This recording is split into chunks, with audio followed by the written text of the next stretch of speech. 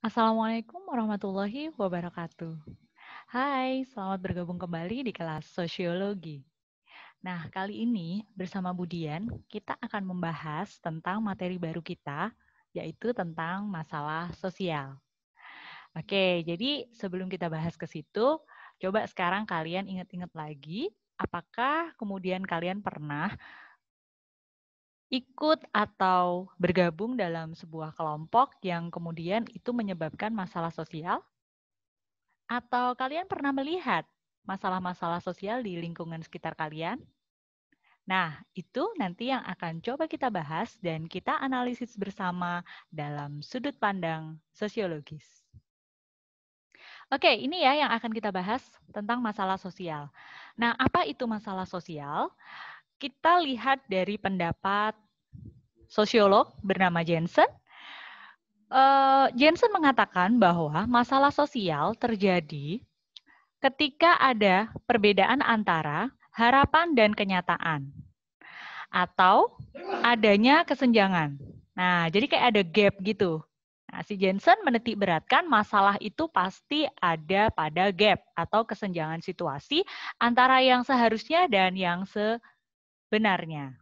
Oke, sampai di sini paham ya, Jensen? Oke, sekarang kita ke Suryono Sukamto. Suryono Sukamto mengatakan bahwa masalah sosial adanya ketidaksesuaian unsur-unsur dalam masyarakat atau unsur-unsur kebudayaan yang kemudian ini dicurigai membahayakan struktur sosial atau pola dalam masyarakat. Jadi kayak semacam sebuah masyarakat itu sudah terbentuk polanya, strukturnya, norma dan nilainya sudah dipenuhi atau ditaati oleh anggota masyarakat itu, tapi ketika ada masalah sosial ini dimaknai sebagai sesuatu yang membahayakan struktur dan kaidah nilai atau norma yang ada di masyarakat itu. Sehingga kemudian ini cukup dirasa rentan gitu ya untuk kemudian mengubah sistem budaya atau sistem kemasyarakatan dalam sebuah kelompok gitu.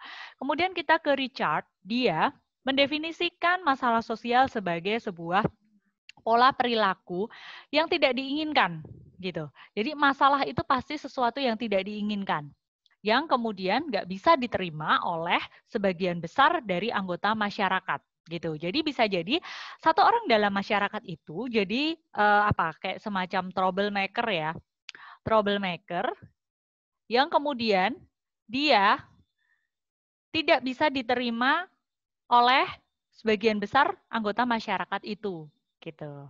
Nah, ini definisinya atau pengertiannya. Nah, sekarang kita ke faktor penyebab nih. Jadi, faktor penyebab itu ada 1, 2, 3, 4, 5, 6.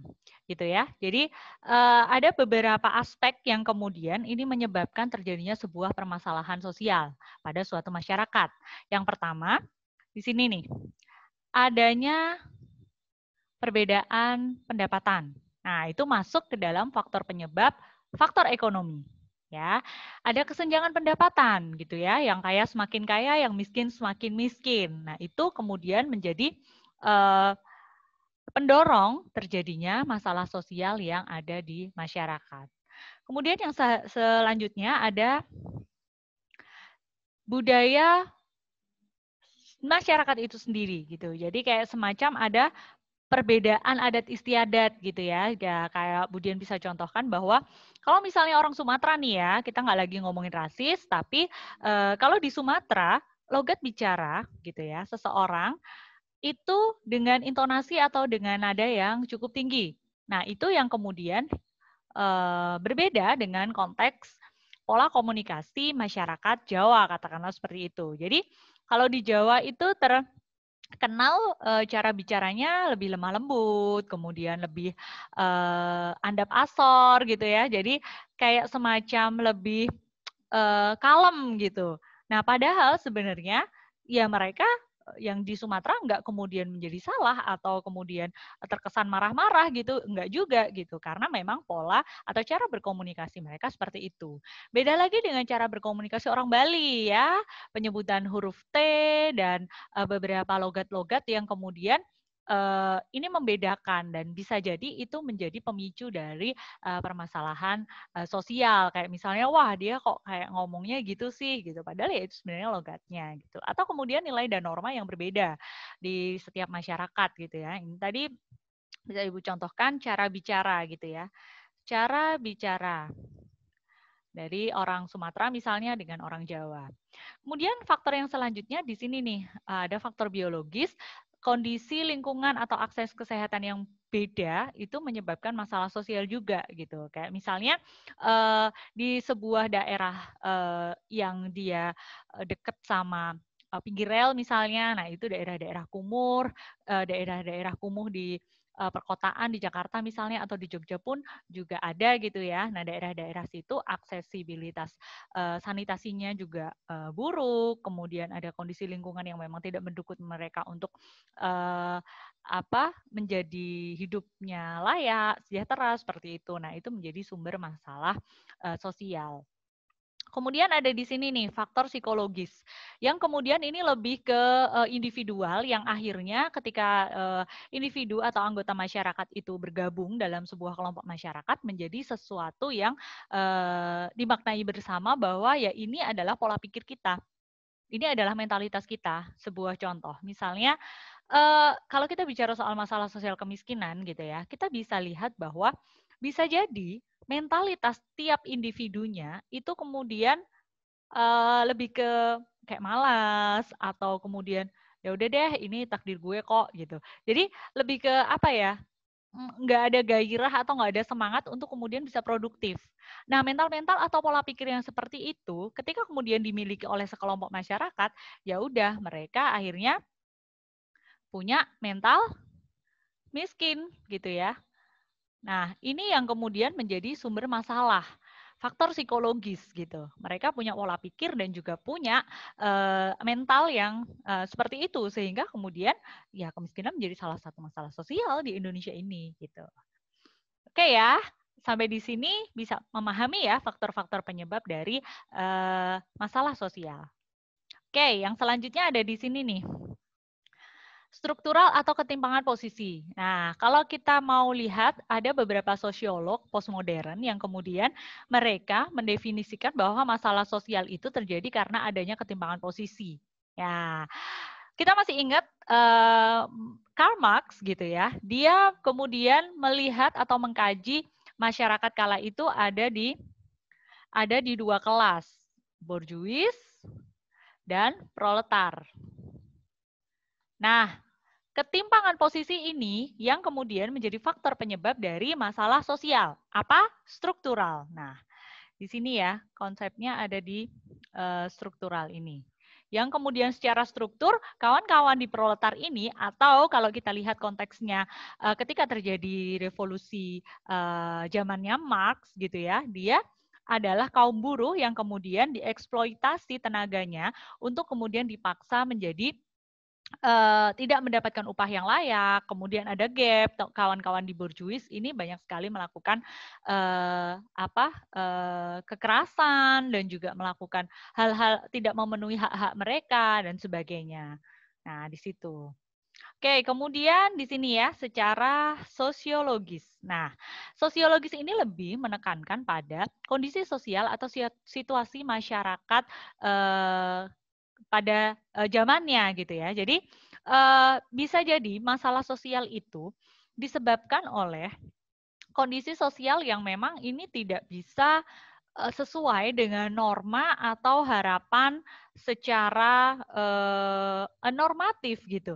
Jadi kayak masyarakat yang harusnya memenuhi kebutuhannya secara layak, masyarakat yang harusnya ada pengeluaran sama dengan pendapatan, atau kemudian kondisi masyarakat di mana mereka jauh dari pengaruh-pengaruh buruk lingkungan, misalnya pergaulan. Nah, situasi ini kan tidak bisa kita idealis gitu ya. Ya masyarakat harus begini gitu kan nggak bisa. Nah itu adalah penekanannya ada pada faktor sosiologis yang kemudian lebih melihat pada kondisi atau situasi masyarakat. Oke ya. Kalau nanti masih nggak paham atau nggak jelas, silahkan kalian boleh bertanya di kolom komentar atau bisa lewat chat gitu. Oke.